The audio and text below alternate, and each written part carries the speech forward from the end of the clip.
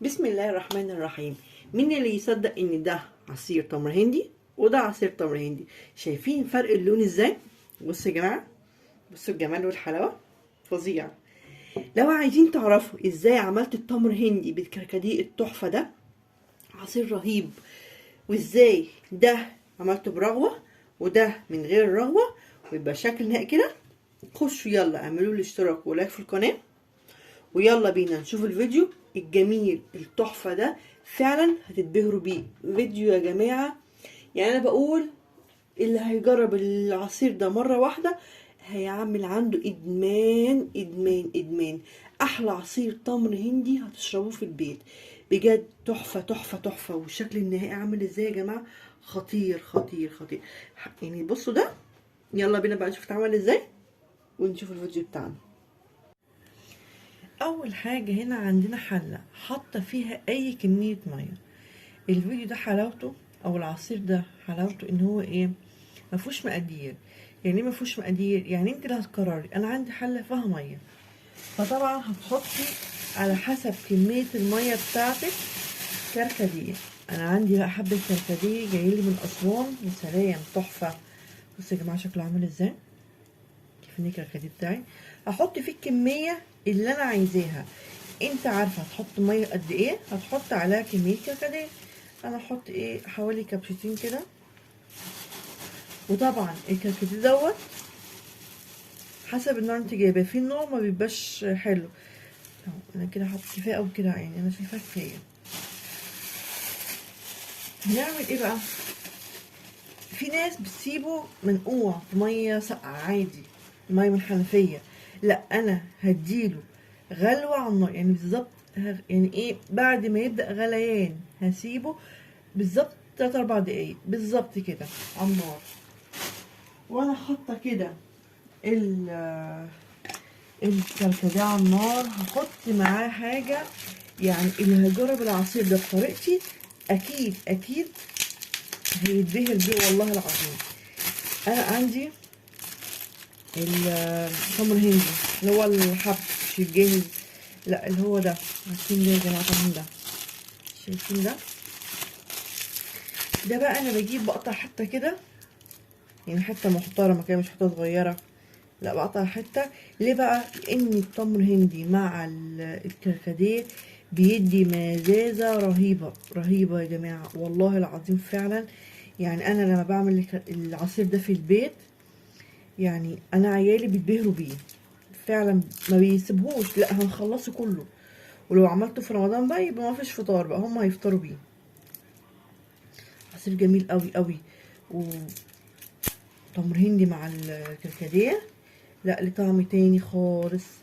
فانا هقطع حته كده،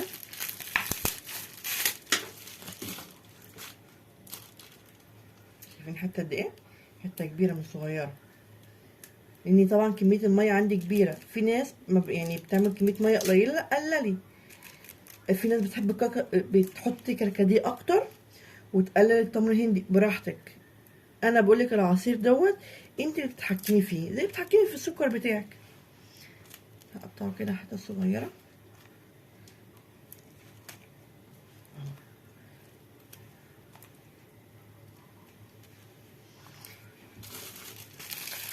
طبعا احنا بنجيب بتاعه التمر الهندي ديت، القالب بتاع التمر الهندي بيقعد معانا مره واتنين وتلاته على فكره، يعني ما بيخلصش في نفس اليوم.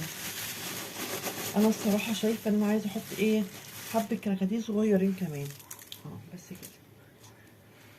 انا بقى كل اللي انا هعمله هسيبه على النار اهو لغايه ما يبدا يغلي، وهوريكم شكله عامل ازاي وهو بيغلي. بالظبط هديله 3 دقايق وهو بيغلي وهفطفي عليه.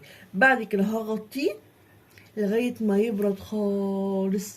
يبقى انا كده استفدت ان انا غليت الكركديه مع تمر هندي، وهغطيه.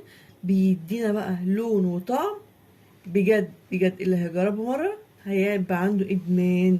انا بقى هسيب الميه تغلي على النار وهرجع اقول لكم تاني هنعمل ايه لما الميه تغلي. شايفين يا جماعه الكركديه بقى عامل ازاي هو والتمر الهندي؟ بصوا شايفين لونه عامل ازاي ولسه مغليش. بصوا لونه عامل ازاي، اللي هو الاحمر المسماري كده، لون جميل، والطعم بقى بيبقى فيه مزازه. بصوا التمر الهندي بيتهري ازاي. انا بقى كده بخلي التمر الهندي بينزل كل الفايده بتاعته، بينزل بقى والمزازه بتاعته بتبقى فظيعه. انا كده بقى الميه كده غليت خلاص، والبخار شايفينه عامل ازاي. هغطيه واسيبه يغلي بالظبط 3 دقايق. 3 دقايق انا مش عايزاه حاجه، انا عايزاه بس يغلي كده غلوتين، اقوم طفي عليه على طول. بعد ما اطفي عليه هسيبه يبرد خالص. يعني كده دلوقتي هغطيه وهقوم سايباه يغلي غلوتين 3، وبعد ما اطفي عليه خالص هسيبه متغطي كده لغايه ما يبرد خالص. يبرد بقى كده وارجع اصفيه بمصفى حلوه كده بتاعت الاعشاب عشان ما ينزلش معايا اي رواسب. وبعد كده انا بقى بعد ما اغطيه واخليه يبرد واصفيه هرجع لكم تاني اقول لكم نعمل ايه. ورجعت لكم تاني. بصوا يا جماعه ده شكل الكركديه والتمر الهندي بتاعي. بصوا التمر الهندي ده خالص. وبصوا يا جماعه عايزك تشوفوا لونه. بصوا اللون، لونه خطير خطير والله العظيم. بفتح الحله شميت احلى ريحه ممكن حد يشمها في عصير. تحفه تحفه بجد. انا بقى هعمل دلوقتي، انا هنا هصفيه بمصفى رفيعه قوي بتاعت الاعشاب، وجايبه الخلاط عندي عشان انا هدوب السكر في الخلاط. بيديله بقى كده لا طعم احلى لما بضربه في الخلاط. بدوب في السكر احسن ما ادوبه اللي هو عادي. لو انت عايزه تحطي السكر عادي كده وتقلبيه مفيش مشكله، بس انا هدوب في الخلاط. انا بقى هصفيه وهدوب في الخلاط وهرجع اوريكم النتيجه ان هي كانت عامله ازاي. ورجعت لكم تاني، وده كان شكل العصير بتاعي. ده تمر هندي وده تمر هندي. ده مش مضروب في الخلاط، ده مضروب في الخلاط. بص الفرق بينهم، انا حبيت اوريكم الفرق بينهم. ده بيبقى لونه عامل ازاي وده بيبقى عامل رغوه تحفه. بصوا يا جماعه، يعني انا لو هوريهولكم ازاي تبقى شكلها. بصوا بصوا بصوا بصوا.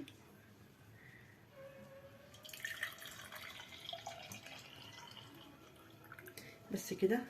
واقوم بقى انا عامله ايه، يعني انا بصوا هقول لكم هعمل ايه. هقوم جايبه كده اهو، اقوم حاطه حبه ايه رغوه.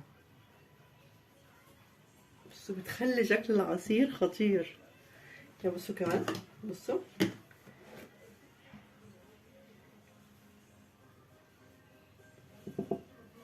شايفين شكل العصير عامل ازاي. شايفين ده الشكل بتاع العصير بتاعي بتحفه. طعمه خطير خطير. اللي شاف الفيديو وعجبه ما ينساش يخش يعمل اشتراك ولايك في القناه. والسلام عليكم ورحمه الله وبركاته.